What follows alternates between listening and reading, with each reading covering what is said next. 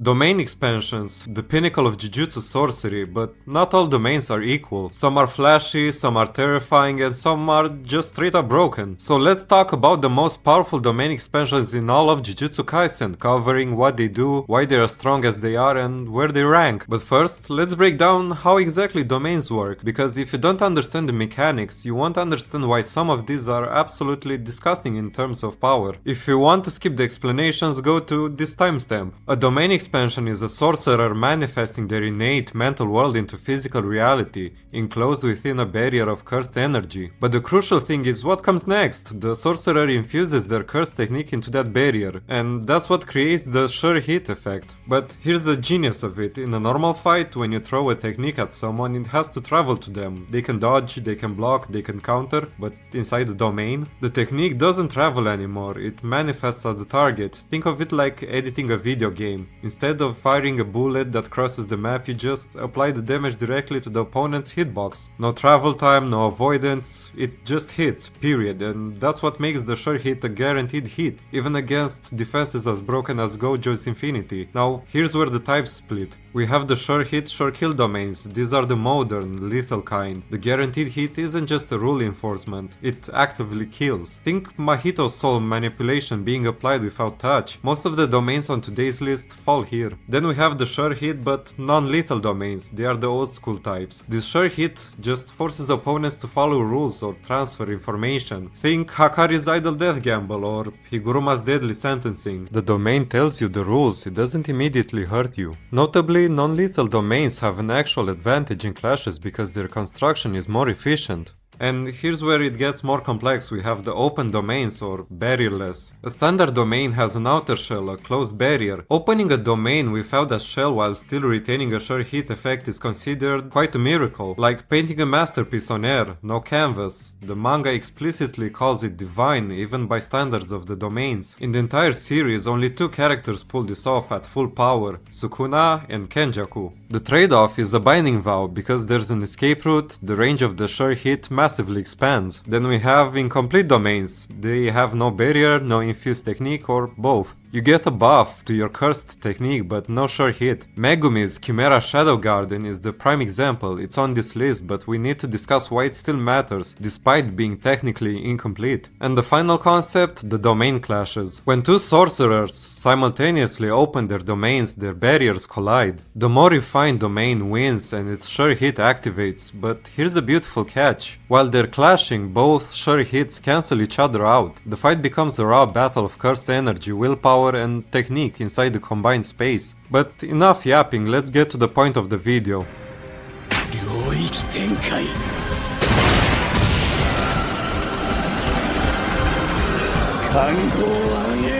At number 8 we have Megumi's Chimera Shadow Garden. And wait, before you dislike the video, hear me out. It's arguably the most potential loaded domain in the series, but it's incomplete. Chimera Shadow Garden fills the entire space with dense, liquid shadow. Within it, Megumi's 10 Shadows technique operates at 120% of its maximum, letting him summon unlimited Shikigami simultaneously, create solid shadow doubles of himself, and emerge from any shadow in the domain. But why number 8? Now, on paper, no barrier, no sure hit, it should barely count, but here's why it's on this list. Megumi pulled off this domain as a second-year student with no prior attempts, completely on instinct. That is insane. Most sorcerers spend years developing domains. He also used this incomplete domain to enter Dagon's completed domain and force a domain clash, nullifying Dagon's sure hit while punching a hole in the barrier for his allies to escape. Also, had Megumi fully mastered it, a completed Chimera Shadow Garden with a sure hit where Mahoraga could be summoned inside, in that environment, it ranks 8th not because it's weak, but because of what it is versus what it could have been.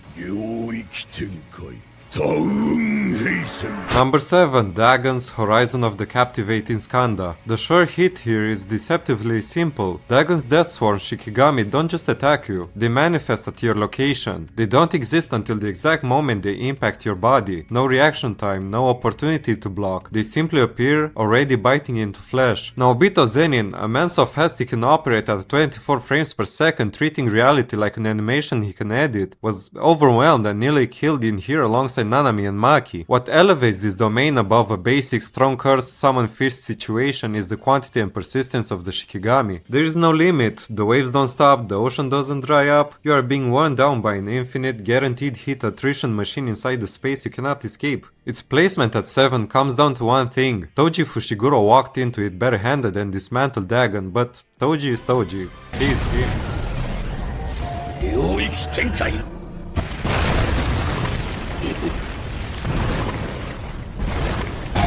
外観敵戦 Number 6. Jogo's Coffin of the Iron Mountain. From a serene beach to the inside of a volcano, Jogo's domain is brutally straightforward, and that's exactly its strength. The moment you're pulled inside the domain, you are standing inside a roaring, active volcano. The ambient temperature alone will kill an ordinary sorcerer. There's no puzzle to solve, no game to win, just incineration. Any technique Jogo uses inside, fire manipulation, earth control, magma attacks, is guaranteed to land. And since the entire domain is essentially a continuous fire technique, just standing there is the sure hit. Here's the argument for why this ranks above Dagon. Jogo was fighting in the Shibuya arc at roughly 80% of Sukuna's level. And Sukuna himself later acknowledged Jogo's strength as something that should have been turned towards humans. Its sure kill mechanism is ambient rather than reliant on individual attacks, which makes it harder to tactically navigate. Gojo crushed it with Unlimited Void in about 2 seconds, but Gojo is Gojo again. Like Toji, they are pretty much server admins. Against anyone else, this is an oven you can't turn off. Now, let's move on to number 5, Yorozu's Threefold Affliction. If you're an anime watcher, be wary, heavy manga spoilers. Yorozu's domain is one of the more under-discussed ones in the fandom. Threefold Affliction creates a mostly blank space filled with enormous floating organic structures. The sure hit effect guarantees that Yorozu's construction technique lands on the target, which means the perfect weaponized structures she can build with cursed energy will hit no matter what. But here's why this ranks 5th. Yorozu fought Sukuna, and he was in Megumi's body, not yet at full power, but still Sukuna, and she managed to force that fight into a domain clash situation. She also had Sukuna acknowledge her strength and fight seriously. Her construction ability inside this domain operates without any limit on what she can build. Perfect spheres, impenetrable shells, hyper-precise armaments, and all of its hits are guaranteed. What holds Threefold Affliction from ranking higher is that we simply don't see it fully in action. The potential is argued to be elite, but the on-page performance against Sukuna, while impressive for a human, didn't result in the domain doing decisive damage. Still, respect where it's due.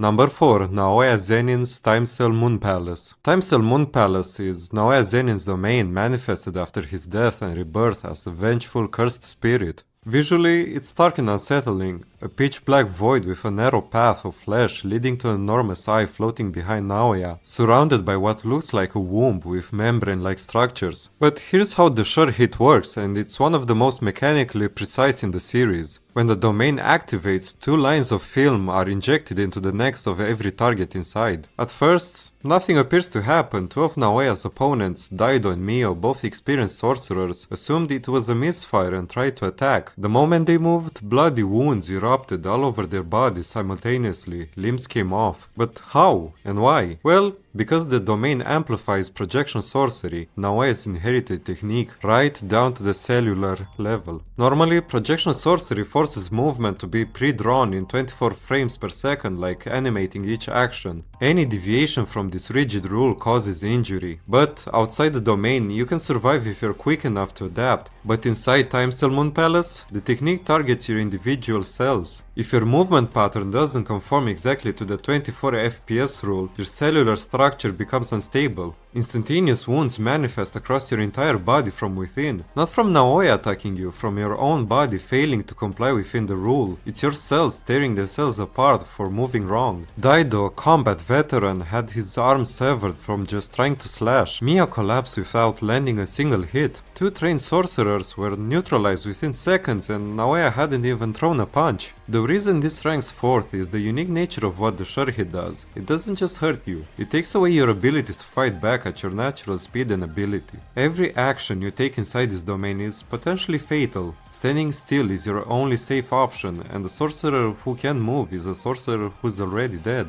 Its one structural weakness, and this is poetic given who exploited it, is that the domain's targeting system locks onto cursed energy signatures. Maki Zenin, who had sacrificed her cursed energy entirely to attain a body rivaling Toji's, didn't register in the domain at all. The sure hit had nothing to grab. She walked through a perfect healing domain completely unaffected and bisected Naoyan from behind. So, a domain built frizzled movement undone by a woman who doesn't need cursed energy to move faster than death. 領域展開自閉縁談か And now the top 3 domains in Jujutsu Kaisen, and on number 3 we have Mahito's Self-Embodiment of Perfection. Mahito's domain is a pitch black void crisscrossed with enormous hands forming a grotesque floral pattern. In concept, it sounds like any other killing domain. In execution, it is one of the most terrifying pieces of curse technique design in the series. Here's what makes it special. Mahito's curse technique, Idol Transfiguration, allows him to reshape the shape of a soul, which in turn deforms the body. Normally, he has to make physical contact to do this, a single touch, but inside Self-Embodiment of Perfection, the entire domain is his hand. The barrier itself is the point of contact, which means the moment you're inside, your soul is in his grasp without him needing to move a muscle. He doesn't walk towards you, he's already touching your soul. Remember, Nanami called this domain effectively a guaranteed victory for Mahito alongside only Gojo's Unlimited Void, and that's a man who does not give out compliments. The reason it ranks third rather than first or second comes down to a specific vulnerability. Mahito is forced to make contact with every soul inside his domain, which means if the wrong soul is there, say someone carrying the soul of the King of Curses, that really backfires on him, but what are the chances of that happening? Mahito also mastered the 0.2 second version of his domain, the Flash expansion Gojo invented, allowing him to transfigure opponents instantly without maintaining the full domain. That's the level of growth he was at. Now for number 2 we have Yuta Okotsu, Authentic Mutual Love. This might be weird to be above Mahito, but its flexibility gives it an upper hand. Authentic Mutual Love manifests as a graveyard-like landscape, cross-shaped structures as far as the eye can see, and embedded in the ground hundreds of katanas. Every single sword carries a curse technique Yuta has copied from another sorcerer, one technique per sword, and only Yuta can pull them. Here's why this domain is an absolute nightmare to fight inside. First, Yuta selects one copy technique and infuses it into the domain barrier as the sure hit effect. Against Sukuna, he chose Angel's technique, which forces Sukuna to maintain Hollow Wicker Basket constantly, just to keep the sure hit from destroying his barrier. That move consumes half his arms and mouths. Sukuna, the King of Curses, handicapped the moment the domain opened. Second, while fighting, Yuta just keeps on picking up swords. He doesn't know which technique is in which sword until he draws it, but it doesn't matter because he has so many, and he can use them infinitely inside his domain. The swords respawn. He used Takako Uro's Sky Manipulation, Curse Speech to literally command Sukuna not to move, and then Sukuna's own Cleave. He copied the King of Curses technique and used it on him, to his face. Then Yuta took over Gojo's body with Kenjaku's technique and expanded the Unlimited Void from inside his own domain, layering two of the strongest domains ever seen simultaneously. The reason Authentic Mutual Love ranks second rather than first is twofold. It's limited to 5 minutes with Rika's full manifestation, and Yuta's inexpert use of Hollow Purple ultimately collapsed the barrier. The raw ceiling is arguably the highest in the series for any human sorcerer, but in practice, Malevolent Shrine or Unlimited Void still wins. I know Yuta's domain doesn't one-shot, but the amount of options he has and the flexibility just gives him the upper hand. And as an honorable mention we have Kenjaku's Womb Profusion. Let me explain why I put it here. Like Malevolent Shrine, Womb Profusion is expanded without enclosing it, with a barrier to create a separate space, but is instead manifested into the surrounding space. The domain's guaranteed hit effect delivers an explosive force comparable to Maximum Uzumaki, devastating anyone caught within its radius. In Kenjaku's fight against Yuki Tsukumo, one of the strongest special grade sorcerers alive, the domain fired and immediately slammed her into the ground with that blast wave, severely injuring her. And here's where it gets even more insane. Yuki's simple domain was instantly stripped down to nothing within moments of Womb Profusion activating. Tengen, the greatest barrier user in the entire series, struggled to target and dismantle it because there was no outer shell to grab onto. The reason it stays as an honorable mention, we simply don't see enough of of it in full operation,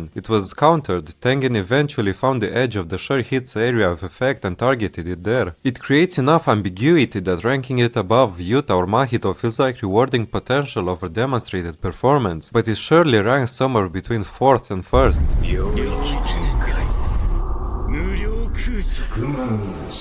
And we just mentioned them, but on number 1 we have Sukuna and Gojo with Malevolent Shrine and Unlimited Void. You knew it was going to be these two. The question is, which one wins? And the simple answer is, it depends on the context, and that's exactly what makes the rivalry so incredible from a mechanical standpoint. Unlimited Void's sure hit fills the target's brain with infinite information simultaneously, every perception, every thought, forced upon them in an endless recursive loop. They can see everything and feel everything while simultaneously being unable to process any of it. They lock up, they cannot move, they cannot think, they just die slowly while frozen. Its weakness is structural. The outer barrier is reinforced from the inside, which means it is vulnerable to external assault. A more powerful technique can batter the shell from outside. Malevolent Shrine is the only open barrier domain in the series besides Kenjaku's. Sukuna projects the shrine directly onto reality, no enclosure, no separate space. The binding vow created by the lack of barrier expands his sure hit to a maximum range of nearly 200 meters, by far the largest in the series. Living targets get cleaved and adjusted dynamically for the cursed energy. Inanimate objects get dismantled. No input required from Sukuna once it's active. The only way to stop it is to hurt Sukuna badly enough that he can maintain it. Here's the thing that makes the Gojo vs Sukuna domain clash so poetic. Unlimited Void and Malevolent Shrine are exactly equal in refinement. But you could argue that Malevolent Shrine's open barrier meant it could slash the shell of Unlimited Void from the outside, exploiting the very structural weakness that outclosed the domain share. Gojo lost the domain exchange not because his domain was weaker, but because of his geometric advantage. They both share the top spot, but if you put a pew-pew to my head, sorry YouTube rules, Malevolent Shrine gets the edge. Sukuna's domain simply counters Gojo by its innate nature of being an open domain which allows him to strike outside the barrier. That's the list. 10 domain expansions. Drop a comment, do you agree with these rankings? Because I know I omitted Hakari, which has one of the strongest domains, but it isn't lethal. And hey, drop a like and a subscribe if you haven't already, it helps me out.